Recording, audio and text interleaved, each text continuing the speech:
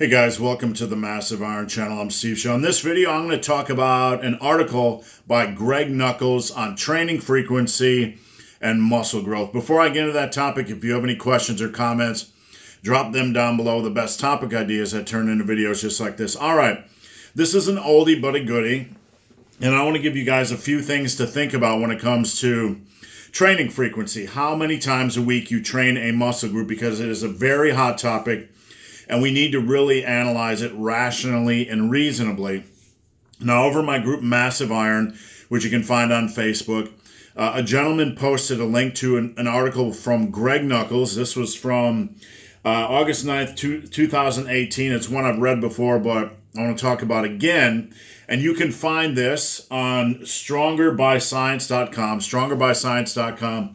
Simply Google training frequency for muscle growth, Greg Nuckols. You'll be able to find it. All right. So basically, Greg took a look at analyzed a lot of studies on frequency and muscle growth, and basically found, in most of the in about 2/3 of the studies, and that's, I'm generalizing, but in about 2/3 of the studies, training frequency was better than training less frequently or with a bro split, body part split type of thing.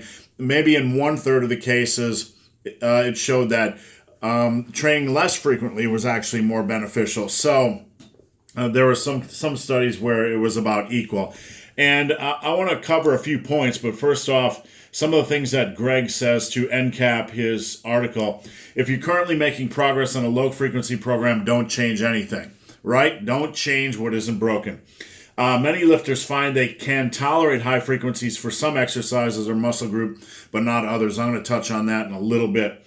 If you increase your frequency, start by distributing your current training volume over more days per week. And again, that's a very good thing to mention, and I'm going to touch on that a little bit. And he makes a few other points. So, training frequency, how frequently you train a muscle group per week. It's a very hot topic, and it's something that confuses people. I want to say first and foremost that it's not a black and white answer, and we need to establish this and respect this, because it's the truth. Nothing is ever black or white.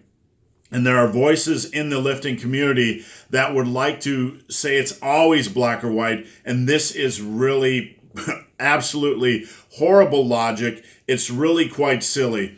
Anybody with a degree of rational the ability to rationally process discussions will know that physiologically it's rarely black or white. We're all different ages. We all have different struggles. We all have different stress levels, sleep levels, pain tolerance levels. Just a myriad of things, right? And we all have different experience levels, and this is a big one. How experienced you are, meaning how your results have been, okay? Have you gotten bigger and stronger than you were 5 years ago?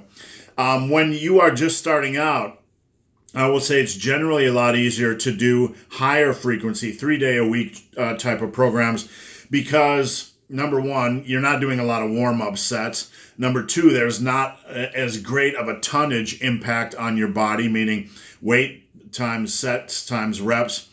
And that's a big thing. You're not putting as much pressure on your joints. Things are going well. You can basically do anything to lift. You're going to see good results. But as you progress and get a lot stronger than you are now, it makes sense for a lot of reasons to train with less frequency. When I go do a big lift, deadlifts, bench, squats, people ask me, hey, do you do warm-up set? Do you do any type of warm-up protocol to get your body temperature up and that sort of thing? Is like my set warm-ups are my warm-up, because I have to do so many sets. For deadlifts, it would be bar by 10, 135 by 5, 225 by 3, usually 315 by 1, 405 by 1, 455 by 1, 500 by 1. Then I start getting into my workups, my actual working sets. But, if you're doing deadlifts, if you're doing multiple compound movements in one training day, and you're very, very strong, you have to go through all that warm-up protocol on 2 lifts, and basically you're living in the gym. It feels extremely tedious. It's not for everybody. So the point here is that different experience levels generally require different training frequencies, and once you are more experienced, you have a base of results. You're just fighting out pounds and ounces on lifts and in muscle growth, and it can feel better to train less frequently, if that makes sense. But again, mileage may vary. Some other thoughts I have: not all programs are equal. One of the problems with discussions on training frequency, high versus low frequency, is that we kind of generalize workouts. You have to understand, not all workouts are created equally. There are good high frequency programs. There are bad high frequency programs. There are good low frequency programs. There are bad low frequency programs. If you take a quality low frequency program, or a bro split or body part split that attacks, it's going to be much better for you than a limp dick high frequency full body workout. And by limp dick, low volume, weak progression approach, that sort of thing. So at the end of the day, program matters, and there are no magic programs, but a solid program that is a bro or body part split will always crush the testicles of some weak tit full body workout. So workout matters. Number 2, the second point I have: don't use frequency as an excuse to train easier each day. 3-day-a-week training might mean more work per day. This is a huge one you need to understand. There's a certain amount of weekly volume you're going to need, and there's no magic number. But if you consider all the body parts you need to train, all the compound movements you need to train, all the volume you need to train to get on the gains train and get to where you want to go, it can be easier to do that in 4 days. A lot of times I recommend upper, lower, or A-B type of splits where you're training 4 days a week, because in my opinion, if muscle and strength is really the goal, 4 days a week is generally probably the best path, because you can split up the volume a little bit, but you can obviously get it done with 3 days a week. But the fewer days a week you train, generally the more you need to squeeze into those 3 days. So just keep that in mind. You have to look at volume over the course of a week's time, okay? You have to look at total sets for all your compound movements, all your body parts over the span of a week. And if you crunch those into 4 days, you're going to have less work during the 4 days than you would if you crunched them into 3 days. So just consider that. If you're going to reduce the amount of training days, you're probably going to have to work harder during those days. So just keep that in mind. Another point I want to make, this point number 3, not all muscle groups are created equal, and it's very foolish to believe they are, or to think they are, or to paint things as black and white and consider all muscle groups, or even all compound movements, or all lifts to be created equal. Each lift has a specific set of demands it places upon the human body.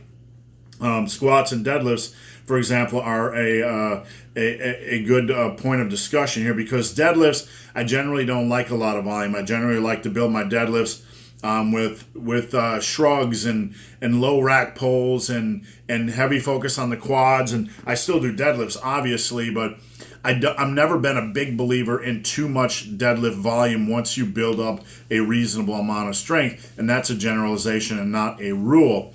But squats, on the other hand, like squats and bench press, I tend to like to see more volume, because I think you can get more out of it. So not all muscle groups are created equal. We can't simply say, I need to squat more frequently, I need to deadlift more frequently, and make up rules for everything that, try to squeeze every lift and every muscle group into the same set of rules or parameters. Not all muscle groups are equal. The triceps can take a lot more, punishment and require a lot more work, in my opinion, than the biceps. The back, I love to do a lot of back volume. I believe there's a lot of benefits in doing a lot of back volume and a lot of quad volume. I've always worked my quads more than my hamstrings. I always work my back more than my chest and my shoulders. Believe me, I attack my chest and shoulders, but the point is, however you slice and dice things, okay?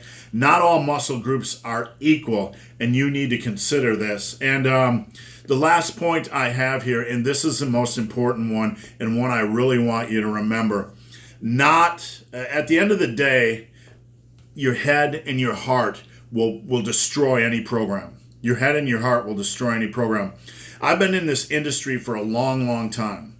And before the last 10 years where there really wasn't a focus on frequency training to any substantial degree, I got to talk to just a ton of naturals, okay? A ton of top natural guys.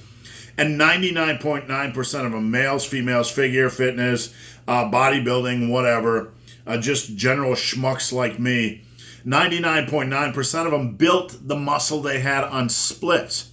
That doesn't mean splits were the holy grail, but what it tells you is if you are girding up your testicles, if you are grabbing those big, juicy, grapefruit-sized testicles and getting in the gym and crushing things, program really doesn't matter as much. The drive over the 3, 4, 5 year period is going to be most important.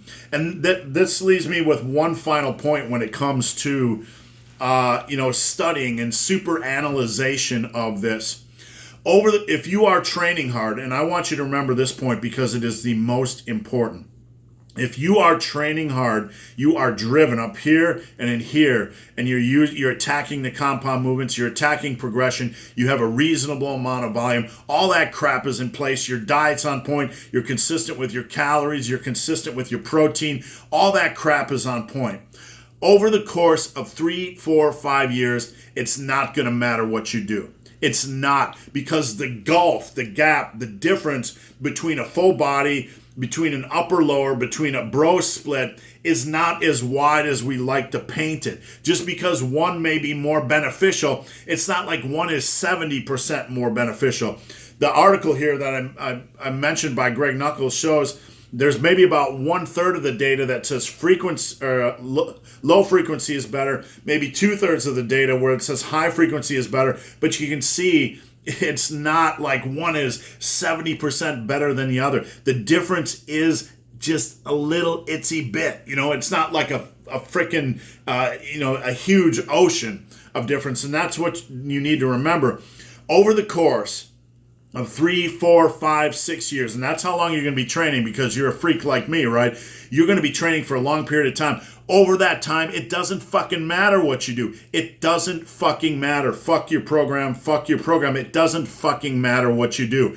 It doesn't, because over the long run, it's going to about even out. So do what feels good for you. Do what feels good for you on your body parts. Do what feels good for you on your compound movements. Get it in an appropriate amount of volume. Train for progression. Get your diet nailed down and fuck your program, because right here and right there and consistency are going to pay off. So guys, hope this video has been of some help. If you have any questions or comments, drop them down below. If you made it this far in this video and have yet to subscribe to my channel, please do. I'd appreciate the support. So guys, as always, thanks for watching. Have a great day.